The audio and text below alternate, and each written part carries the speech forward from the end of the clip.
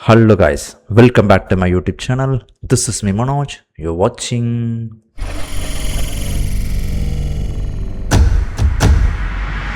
வாங்க ரியாக்ட் பண்ணி பார்த்துடலாம். லவ் இன்சூரன்ஸ் கம்பெனி ஓட ட்ரெய்லர் வந்து ரிலீஸ் பண்ணிட்டாங்க ஃபைனலி. ஸோ ஆல்ரெடி நம்ம டீசர்லேயே வந்து பார்த்திங்கன்னா நாம் ஒரு ஸ்டோரியை வந்து ப்ரெடிக்ட் பண்ணி வச்சுருந்தோம். ஒரு வேலை இப்படி இருக்குமோ அப்படி இருக்குமோலாம் சொல்லி நான் ஒரு ப்ரெடிக்ஷன் போட்டிருந்தேன். ஸோ அந்த ப்ரெடிக்ஷன் மாதிரி தான் ட்ரெய்லர் இருக்கா அப்படிங்கிறத வந்து நம்ம செக் பண்ணி பார்க்கலாம். அது மட்டும் இல்லை, ஐ திங்க் இது வந்து கொஞ்சம் டிலே ஆகிருக்குன்னு நினைக்கிறேன்.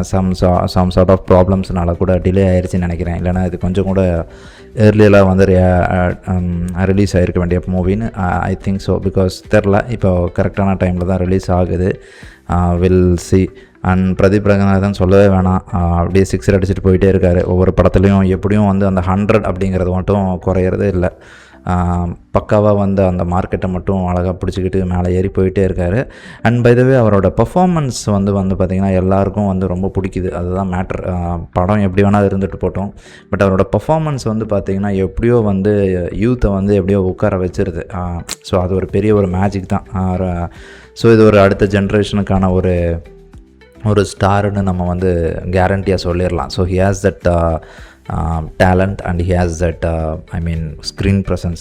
ஸோ அது வந்து ஒரு பெரிய விஷயம். ஸோ டெஃபினட்டாக இந்த படத்துலையும் அது மாதிரி ஏதாவது ஒரு மேஜிக் பண்ணி 100 crores வந்து தொடுவாருன்னு நான் நம்புகிறேன். ஏன்னா பிகாஸ் அதனால தான் விக்னேஷ் சிவனே வந்து பார்த்திங்கன்னா அவரை நம்பி பிரதீப் ரங்கநாதனை நம்பி இறங்கியிருக்காருங்கிறது டவுட்டே இல்லை. ஸோ வாங்க ரியாக்ட் பண்ணி பார்த்துருவோம். ட்ரெய்லர் எப்படி என்னங்கிறத செக் பண்ணிவிட்டு அதுக்கப்புறம் என்னோடய ஒப்பீனியன் சொல்கிறேன். வீடியோவை தயவு செஞ்சு ஃபுல்லாக பாருங்கள்.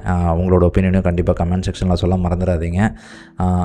பை த பை நம்ம வந்து இன்னும் கொஞ்சம் வந்து நல்ல வீடியோஸ் எல்லாம் வந்து க்ரோ ஆகணும்னு நான் வந்து திங்க் பண்ணிகிட்ருக்கேன். ஸோ உங்களோட சப்போர்ட் கண்டிப்பாக வேணும். நீங்கள் நல்ல சப்போர்ட் கொடுக்க தான் வந்து எனக்கு மேலே வந்து பார்த்திங்கன்னா வீடியோஸ் போடுறதுக்கு வந்து ஒரு பெரிய ஒரு எனர்ஜியாக இருக்கும். ஸோ உங்களோட சப்போர்ட்டை மட்டும் கொடுக்க மறந்துடாதீங்க. வாங்க ரியாக்ஷன் கூட போயிடலாம். சேனலுக்கு நீங்கள் வந்து புதுசாக இருந்தீங்கன்னு சொன்னால் சப்ஸ்கிரைப் பண்ணிவிட்டு பாருங்கள். வாங்க வீடியோ கொடுக்கலாம். நம்ம லைஃப்பில் எதெல்லாம் மிக முக்கியமோ அதெல்லாம் இன்ஷூர் பண்ணுற இந்த உலகத்தில் இந்த லவ் இன்ஷூர் பண்றதுக்கு ஏதாவது வழி இருந்ததா? ஆனா இப்ப இருக்கு. லவ் இன்சூரன்ஸ் கம்பெனி யார் கூட சேர்ந்தா நைஸ், யார் கூட சேர்ந்தா நாய்ஸ் நீ ஆப் கண்டுபிடிச்சு சொல்லும்.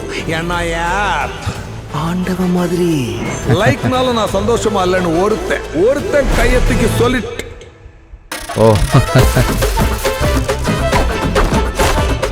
இது புது ஸ்டைலா? லைக்கோட வாய்ஸே அவர் தான் சார். லவ் இன்சூரன்ஸ் கம்பெனி உங்களை அன்புடன் வரவேற்கிறது. அவர் லைக்லேயே இல்லையா சார்? இல்லை சார், நான் அந்த பசுமை உலகத்துலேருந்து வரேன். யா அந்த ஸ்டூபிட் பிளேஸ்ல இருந்து வரீங்களா நீங்க? இது பசுமை உலகம். இவர் இருக்கார்ல.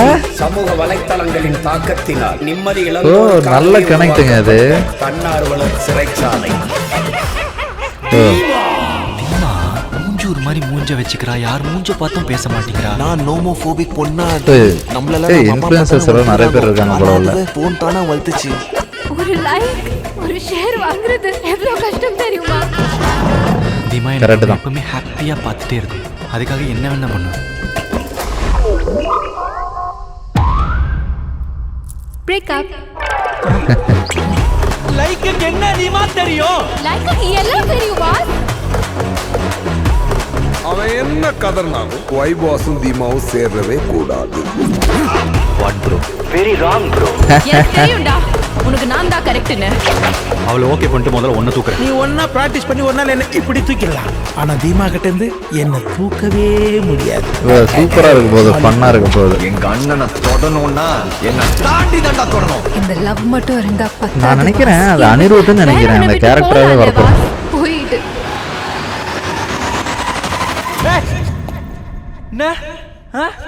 நான் முதல்ல வந்து ஜாதியில ஒத்துக்கல, ஜாதகத்துல ஒத்துக்கல, வீட்டுல ஒத்துக்கல, நாட்டுல ஒத்துக்கல, ஊர்ல ஒத்துக்கல, தெருவுல ஒத்துக்கல, அப்பா ஒத்துக்கல, ஆத்தா ஒத்துக்கலன்னு சொல்லியிருந்தீங்க. இப்ப என்ன ஆப் ஒத்துக்கலன்னு சொல்லி பிரேக்கப் பண்றீங்களா? என்ன டிசைனா யோசிப்பீங்களா எப்படி பிரேக்கப் பண்ணலான்னு? கரெக்ட் தான். ஒரு ஹார்ட்டோட வேலைய செம்ம டயலாக். எந்த ஒரு ஆப்பாலையும் பண்ண முடியாதுன்னு நான் இந்த உலகத்தை ப்ரூவ் பண்ணி காட்டுறேன். ஓகே, இது உனக்கு கரெக்ட்லடா தம்பி. இந்த ஒரு ஸ்கொயர் ஃபீட் கரெக்டா இருந்தா சுத்தி இருக்கிற மொத்த ஏரியாவும் கரெக்டா தான் இருக்கும். நான் சொன்ன அந்த ஸ்க்ரீன் பர்சன் நயன்தாரா.